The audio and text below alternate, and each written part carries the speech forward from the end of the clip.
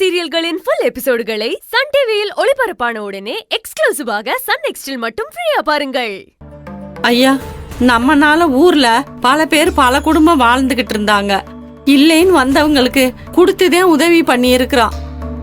ஆனா என்ன தலையெழுத்துன்னு தெரியல. வீடு கட்டுற விஷயத்துல எல்லாம் தலைகீழா மாறி போச்சு. ஐயா, அந்த அயோக்கியனை கண்டுபிடிச்சு என் மருமக குற்றமற்றவன் நிறுவிங்கயா. இத பாருங்க, ஆரம்பத்துல இருந்து இந்த கேஸை பொறுத்த வரைக்கும் துளசி மேல எந்த தப்பும் இல்லைங்கிறது எனக்கு நல்லாவே தெரியும். இதை நான் பல தடவை சின்னராஜ் கிட்டயும் சொல்லிட்டேன். எல்லா தப்பும் அந்த திவாகரும் இந்துஜா மேலையும் தான். கூடி சீக்கிரம் அவங்களை தேடி கண்டுபிடிச்சி உண்மை என்னங்கிறத அந்த ஊர் மக்களுக்கு நான் சொல்லதான் போறேன். அது ஒரு பக்கம் இருக்கட்டும். ஆனா அதுக்காக அது வரைக்கும் இந்த ஊர்ல நீங்க இருந்து கஷ்டப்படணும்னு அவசியமே இல்லையே.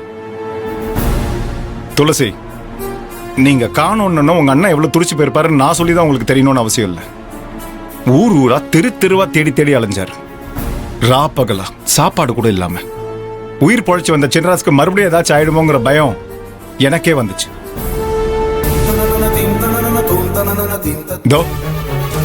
இந்த இன்ஸ்பெக்டர் போன் பண்ணி நீங்க இங்க இருக்கீங்கன்னு சொல்ற வரைக்கும் நீங்க என்னடா ஒரு பக்கம் உங்க அண்ணன் நல்லா இருக்கணுங்கிறதுக்காக கூட வரமாட்டேங்கிறீங்க. ஆனா இவரு விட்டு கொடுக்கறதா இல்ல. இதுக்கு ஒரு முடிவு வரணும்னா உங்க ரெண்டு பேர்ல யாராச்சும் ஒருத்தர் விட்டு கொடுத்துதான் ஆகணும்.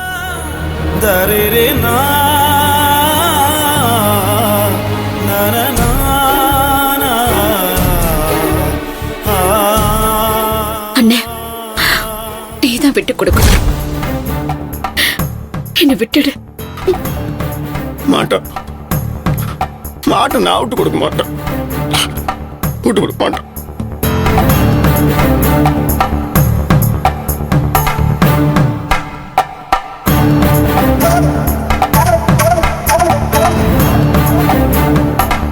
என் கூட யாரும் வர மாட்டீங்க இல்ல குட்டிமா? மாப்பிள்ள நீங்க வர மாட்டீங்கல்ல? அத்தை மாமா நீங்க வர வேணாம். நீங்க யாரும் வர வேணாம்.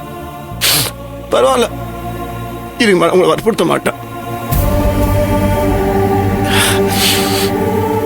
நீங்க இங்கே இருக்கலாம். ஆனா நானும் உங்க கூட தான் இருப்பேன். நான் போக மாட்டேன். நீங்க என்ன வேலை பாக்குறீங்களோ அதே வேலையை நானும் பாக்குறேன். நீங்க எங்க தங்குறீங்களோ அங்கே நானும் தங்குறேன். நீங்க என்ன சாப்பிடுறீங்களோ அதையும் நான் சாப்பிடுறேன்.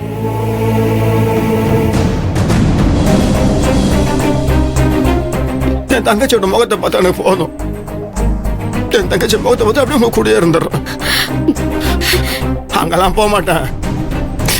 வாங்க எல்லாம் இங்கே இருந்துடலாம். உனக்கு என்ன தலையெழுத்தா? உனக்கு தலையெழுத்தா? இது உனக்கு தலையெழுத்தா? இல்ல மாமாவுக்கு தலையெழுத்தா, அத்தைக்கு தலையெழுத்தா, இல்ல மாப்பிளைக்கு தான் தலையெழுத்தா? சொல்லு குட்டிமா. உனக்கு இது தலையெழுத்துனா எனக்கு தான் தலையெழுத்து. உனக்கு இது தலையெழுத்து இல்லைன்னா எனக்கு இது தலையெழுத்து இல்லை.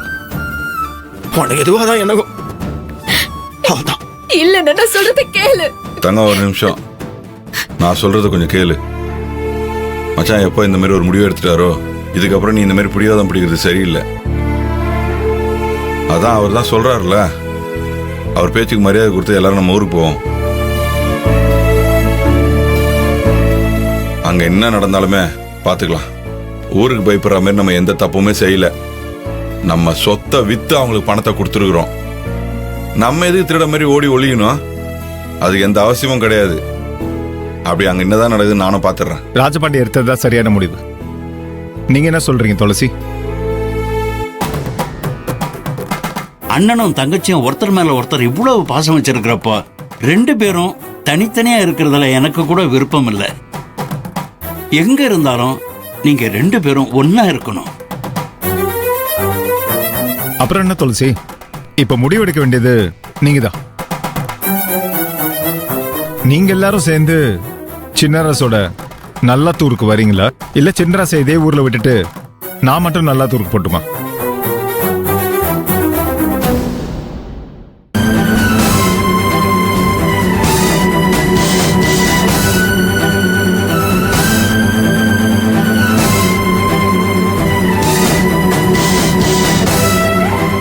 என்ன யோசிக்கிறீங்க? சீக்கிரமா ஒரு முடிவை சொல்லுங்க.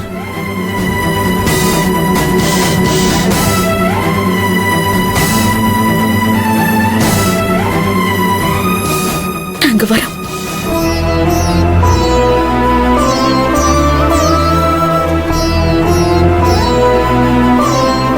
அம்மா, பெத்தவங்க மேல கூட பாசம் வைக்காத இந்த காலத்துல கூட பிறந்தவங்க மேல ஒருத்தருக்கு ஒருத்தர் இவ்வளவு பாசம் வச்சிருக்கீங்களே, நீங்க நல்லா இருப்பீங்கம்மா, நல்லா இருப்பீங்க.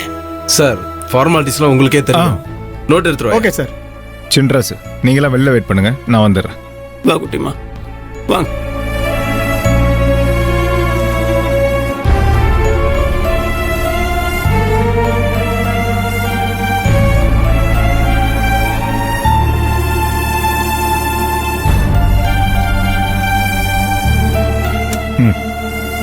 Thank you sir. Okay sir, thank you sir, thank you. அண்ணே, பொன்னி அங்க ஏதாவது சின்ராஸ், போலீஸ் அவங்க கடமையை செஞ்சுட்டு தான் இருக்கிறாங்க. இப்பதான் இன்ஸ்பெக்டர் சொன்னாரு. சரி சார். அந்த திவாகரையும் இந்துஜாவையும் அரெஸ்ட் பண்றதுக்கு இந்த ஊர் எஸ்பி ஒரு ஸ்பெஷல் டீம் போட்டிருக்காராம். அவங்க கிட்ட போய் என்ன இன்வெஸ்டிகேஷன் பண்ண போறாங்க, எப்படி ப்ரொசீட் பண்ண போறாங்கங்கறத கேட்டு எனக்கு தெரிஞ்ச இன்ஃபர்மேஷனையும் சொல்லிட்டு வரேன். நீங்க துளசியை கூட்டிட்டு பத்திரமா ஊர் போய் சேருங்க. ரொம்ப நன்றி சார். என் தங்கச்சி உசுரை நீங்க காப்பாத்துனீங்க சார். என் உசுரை நீங்க எத்தனையோ தடவை காப்பாத்திருக்கீங்க. நன்றி சார். எனக்கு போய் எதுக்கு நன்றிலாம் சொல்றீங்க? நான் என் கடமையை தானே செஞ்சேன். பத்திரமா போயிட்டு வாங்க. வரேன். சரிங்க சார். போலாம்.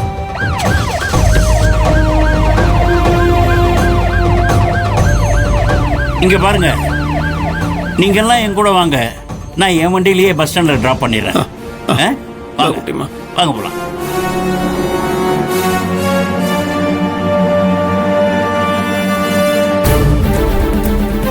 வணக்கம் ஐயா. வணக்கம் வணக்கம் எல்லாருக்கும் வணக்கம். வணக்கம்ப்பா, வணக்கம். ஐயா, என் புருஷன் துளசி தெரியுமா சின்ராஸ் தம்பி, துளசியையும் அவ குடும்பத்தையும் இந்த ஊருக்குள்ள கூட்டிட்டு வரதா தகவல் கேள்விப்பட்டேன்.